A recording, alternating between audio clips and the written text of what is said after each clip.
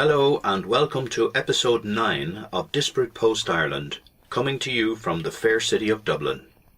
I am your host, Frank Lennon. Back in the 5th century, the Chinese teacher, editor, politician and philosopher Confucius understood clearly that the strength of a nation derives from the integrity of the home. Fast forward to our Ireland of the 21st century, and what follows is the shameful reality we find on our streets. 101 years ago, at the commencement of a seminal event in the history of our nation, the following words were part of a proclaiming of change, a change which was going to be earned for us through blood sacrifice. We declare the right of the people of Ireland to the ownership of Ireland and to the unfettered control of Irish destinies, to be sovereign and indefeasible. The long usurpation of that right by a foreign people and government has not extinguished the right, nor can it ever be extinguished, except by the destruction of the Irish people. In every generation, the Irish people have asserted their right to national freedom and sovereignty. 6 times during the past 300 years, they have asserted it in arms. Standing on that fundamental right, and again, asserting it in arms, in the face of the world, we hereby proclaim the Irish Republic as a sovereign, independent state. And we pledge our lives, and the lives of our comrades in arms, to the cause of its freedom, of its welfare, and of its exaltation among the nations. The Irish Republic is entitled to and hereby claims the allegiance of every Irish man and Irish woman. The Republic guarantees religious and civil liberty, equal rights and equal opportunities of all its citizens, and declares its resolve to pursue the happiness and prosperity of the whole nation and of all its parts, cherishing all the children of the nation equally, and oblivious of the differences carefully fostered by an alien government which have divided a minority in the past. Those words were from our Proclamation of Independence, which was signed by Thomas J. Clarke, Sean McDermott, Thomas MacDonagh, P. H. Pearse, Eamon Cant, James Connolly, and Joseph Plunkett, all of whom were later executed. With specific reference to that last paragraph, if all of our patriot dead were among us today, how proud would they be of the following fact. By Budget Day 2017, there will be 8,300 people homeless in Ireland. At least 2,895 of those, or 35%, will be children. This, by any measure, is shocking. However, there is another figure, almost 10 times larger, lurking in the background, and this is it. If 8,300 of our people who will be homeless by Budget Day 2017 represent more than the population of Kilkenny, more than the population of Meath, and only marginally less than the population of Tipperary, then this startling figure of 76,422 represents the number of Irish mortgages presently in difficulty. Without the slightest doubt, in the present absence of legislation to halt all repossessions, that is, evictions, the figure you are looking at now will force hundreds more families into homelessness. Cause and effect? Yes, measures are being taken by both government, civic organisations and charities to try and alleviate the national crisis which is homelessness. However, in the case of government, actions are centred on tiptoeing around the problem and viewing it through the distorting lens of their deeply ingrained free market political ideology. So, if we see each of these mortgages in trouble as affecting 3 people, that is, 2 adults and a child, and consider a worst-case scenario in which all mortgages currently in trouble ultimately lead to homelessness, then this next figure is what we may face.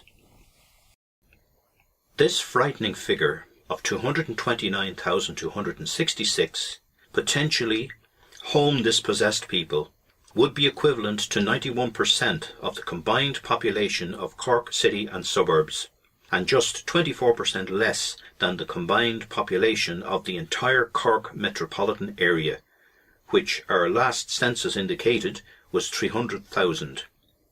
Even if only half of the potentially massive socially disruptive 229,266 home-dispossessed people did suffer that terrible fate, then we are still, with a total of 114,633 people, talking about a volume of citizens which would be but fractionally larger than the current combined populations of Waterford City and County. This could very easily become our further deteriorated reality if we do not do absolutely everything in our power to slow down and fully bring to a halt home repossessions. When I say do everything, I mean everything, both physically and financially. There are marvellous people out there, people who voluntarily and regularly give generously of their time and talents in trying to alleviate the awful current suffering of our fellow citizens. Irish people who have had homelessness calmly, coldly and mercilessly thrust upon them by the national and international politics of rampant greed and callous banksterism. We, virtually all of us, are trapped within an international system of evil, dehumanized and merciless profits farming. We are the farm animals. So much for my attempted awareness raising and quantification of the problem, which is homelessness. How can I then, as just another outraged individual, possibly contribute to actually solving the problem of homelessness? Well, I believe, of course, what we require is a multifaceted approach to the eradication of homelessness. Therefore, what we are going to consider next is potentially one financial element which would definitely relieve pressure in the area of mortgage stress. Before I get into the meat of my proposal, I must first nail my colours firmly to the mast by stating that since its first introduction not too many years ago, I have been fundamentally and implacably opposed to any direct taxation on family homes. As we have already learned, the wisest of the wise, Confucius, believed in maintaining the integrity of the family home. We must not be so arrogant as to turn our backs on the wisdom of such intellectual giants. The family, as the key building unit of society, must be protected in all its aspects and at all times. Tom Parlin, Director General of the Irish Construction Industry Federation, is on record as having stated during a radio interview that before any purchaser gets the keys to their new home, they will have to pay 40% of the purchase price of that home directly to the government in tax. By way of example, this means that if the purchase price of the home was €400,000, then 160,000 in lump sum would have gone directly to the government as taxation via the home purchaser's mortgage.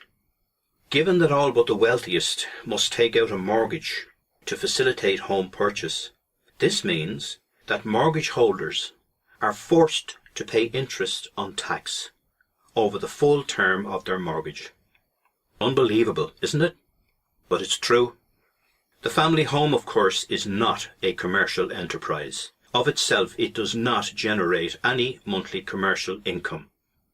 However, under the present unjust, unfair, immoral and anti-family system, family home mortgage holders / owners are forced to pay additional annual taxation, that is, LPT local property tax, as if their home was in fact a revenue-earning enterprise. Source of funding for this taxation, therefore, can only come from their jobs, that is, their family income. LPT local property tax is an austerity tax. It is a mechanism for extracting meagre wealth from those who can least afford such an abjectly unjust burden. So we now urgently need to look towards giving the ordinary citizens of Ireland a break. We were forced into giving the financial institutions massive breaks. For example, the 42 billion in European bank debt, which unjustly Ireland, under threat from the ECB, was forced to pay over to Europe, and all of which, of course, was placed squarely upon the shoulders of ordinary people, Mr. and Mrs. Small, the soft targets. What I'm not leading up to advocating here is an immediate removal of LPT local property tax, or to give it its proper name, family home tax. It would be unrealistic to believe that at this time such would likely occur, let alone be contemplated. However, given that Budget Day 2017 is not too far away, we need to include in the budgetary process a re-examination of LPT local property tax with a view to easing it as the direct burden which it is on those still straining under the necessary evil of mortgages. Towards this end, I turned to page 14 of my booklet, Your Guide to Local Property Tax and How to Pay and File, and specifically by chosen representative example to valuation band number 5, that is, the valuation range to 150,000 to 300,000, the annual LPT charge for which is given as €495. For simplicity of eventual calculation, I rounded that figure to €500. I considered mortgage terms of 15, 20, 25 and 30 years, and proceeded then to spread the LPT tax burden over those respective mortgage terms, allowing the first 2 years of each mortgage term to be LPT tax exempt. In the following 4 graphs, I seek to visually summarise my proposal and the positive impact such would have in taking some of the financial pressure off those who are still burdened by mortgages on family homes. By extension, such relief would contribute to a forestalling of mortgage distress and by extension prospective repossessions of family homes and therefore avoid consequential homelessness.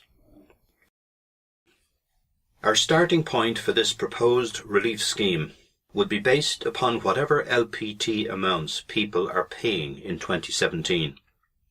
The first mortgage LPT relief profile, then, we will apply to a 15-year mortgage term.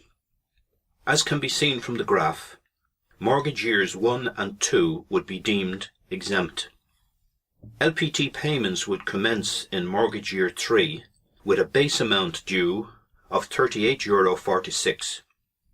If we multiply the base amount by 13, that is, the net years of mortgage term after the front-end exemption of 2 years has been applied, and then, on a cumulative basis, increase the LPT amount due each year thereafter by the base amount, we would arrive at the end of the mortgage term having increased LPT payments up to the full standard required amount, which our graph indicates as €500, the actual official current amount being €495.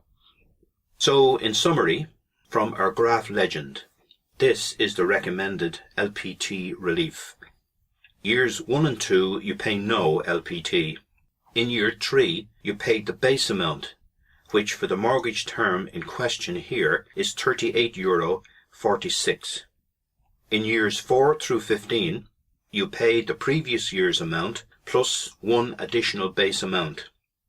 In the final year of the mortgage term and beyond, you pay the full standard LPT amount, which at the time of the making of this film and using the example of LPT valuation band 5 was €495. Now let's take a look at a similar proposed relief for a 20-year mortgage term. Once again, our starting point for this proposed relief would be based upon whatever LPT amounts people are paying in 2017. This second mortgage LPT relief profile applies to a 20-year mortgage term. Again, as can be seen from the graph, mortgage years 1 and 2 would be deemed exempt. LPT payments would commence in mortgage year 3 with a base amount due of €27.77. If we multiply the base amount by 18, that is, the net years of mortgage term after the front-end exemption of 2 years has been applied, and then, on a cumulative basis, increase the LPT amount due each year thereafter by the base amount, we would arrive at the end of the mortgage term having increased LPT payments up to the full standard required amount, which our graph indicates as €500, the actual official current amount being €495. So, in summary, from our graph legend, this is the recommended LPT relief. Years 1 and 2, you pay no LPT.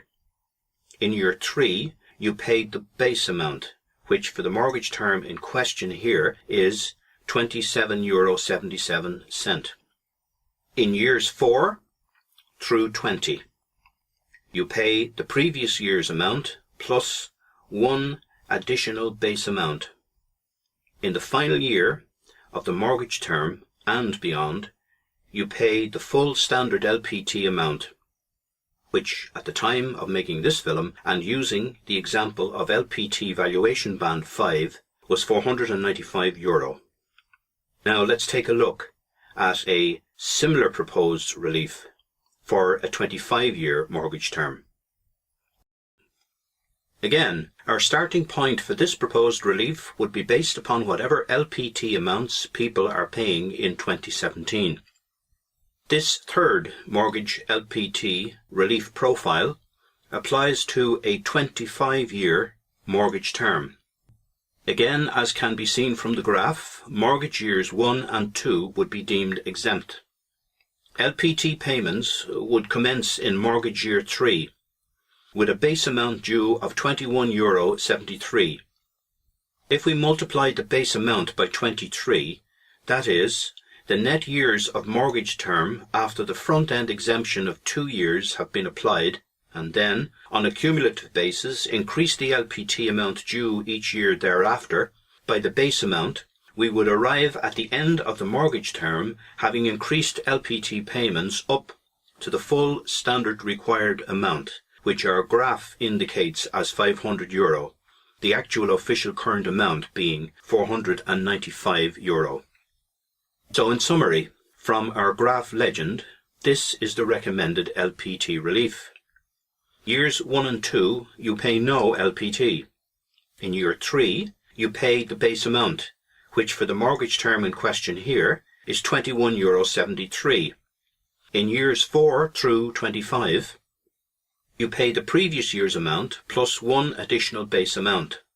In the final year of the mortgage term and beyond, you pay the full standard LPT amount, which at the time of the making of this film, and using the example of LPT valuation band 5, was €495.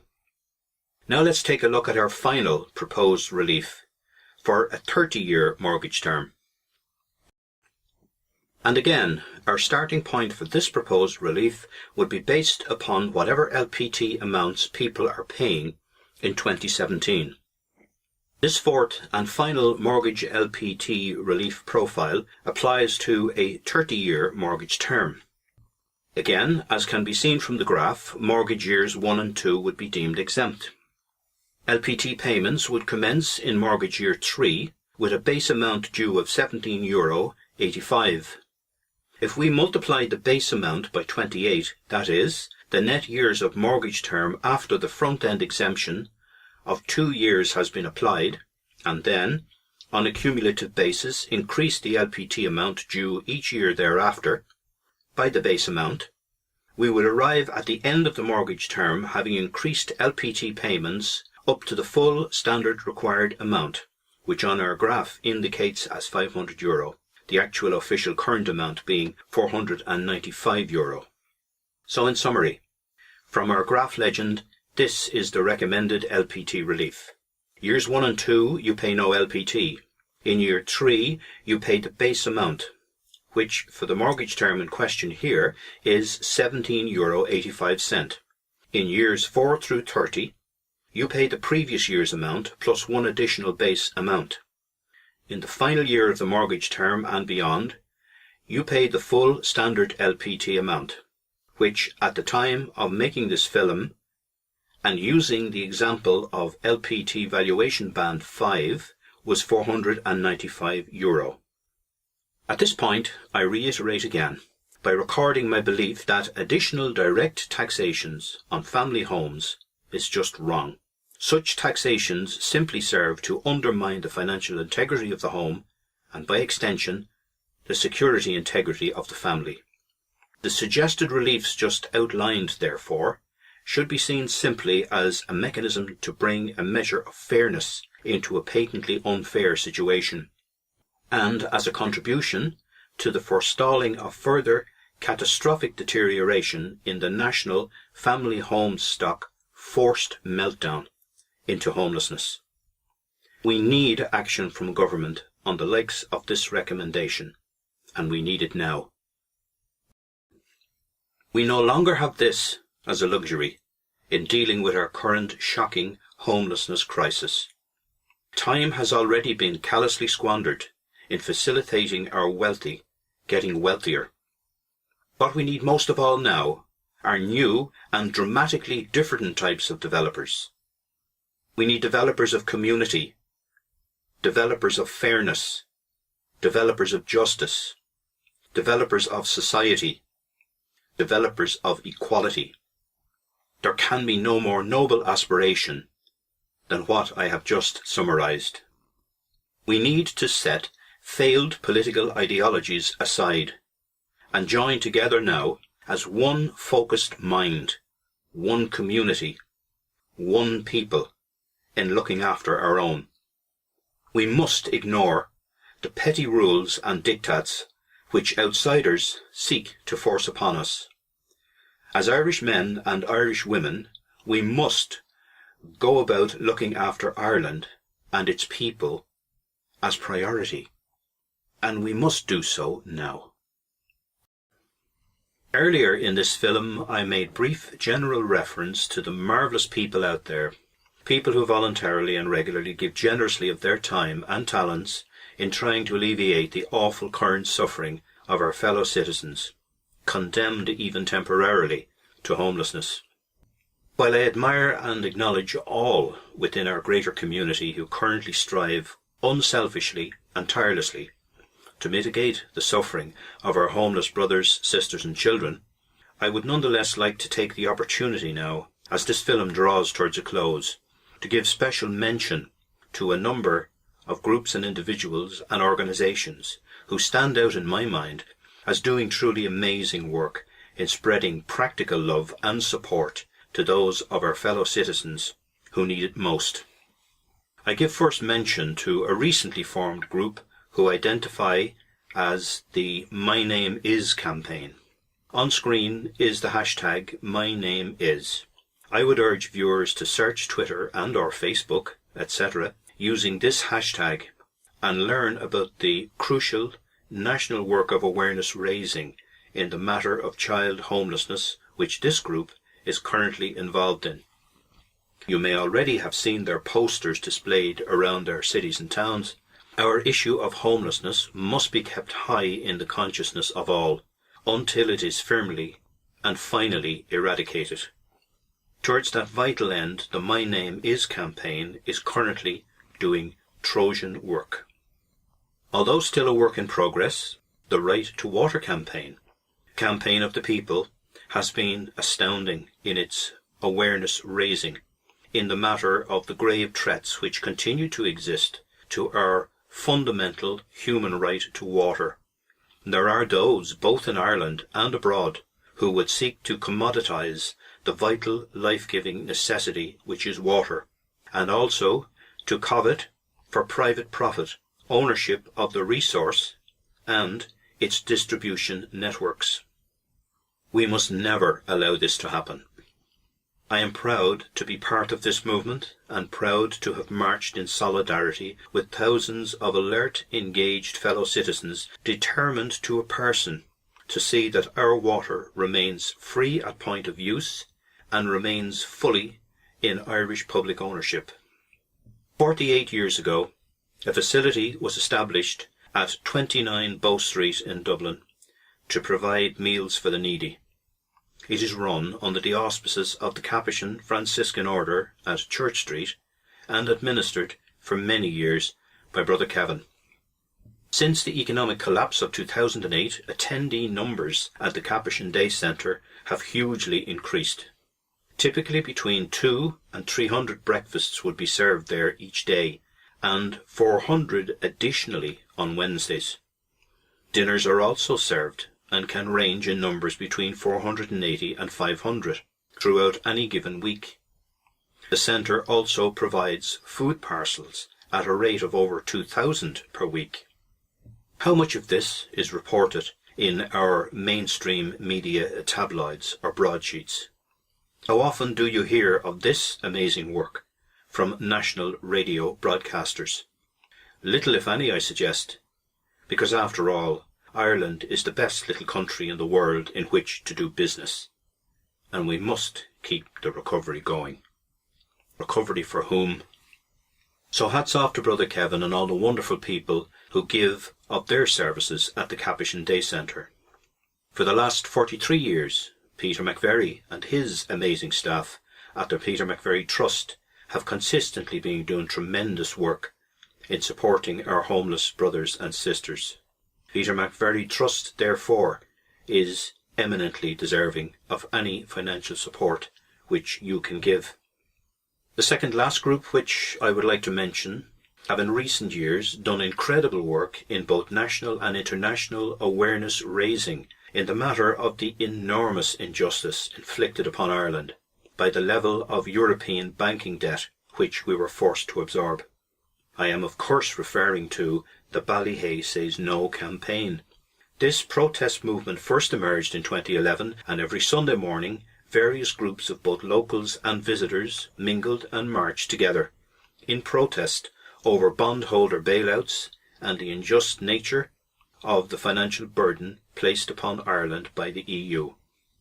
I'm very proud to say that both a friend and I joined in solidarity with those protesting at one of the Ballyhay Says No marches during 2014. Weekly protest marches continued at Ballyhay until final suspension in mid-2016. Last, but by no means least, I would like to give mention to an organisation called You Are Not Alone, who modestly describe their activities as follows: Friends helping the less well off, bringing the homeless together 2 evenings in Dublin and giving them hot or cold food and drinks, homemade stew or soup. Little things really do mean a lot, and most especially to our homeless. I would like to say a particular well done to Mick Call of the Irish Social Democrats, who is actively involved in and supports both the You Are Not Alone group and the My Name Is campaign. Finally, if you believe that the proposal made in this film for easing the burden on mortgage holders and by extension forestalling even homelessness is worthy of consideration, then please make your local public representative aware of it and request that they take immediate action in promoting it with government for 2017 budgetary inclusion. Thank you for having taken the time to watch this video. Hopefully you may have found the subject matter to have been either interesting, informative, educational, or perhaps all of the above. If you feel the presentation worthy of a thumbs up, then great. That would indeed be much appreciated. Feedback via the comment section below would also be appreciated.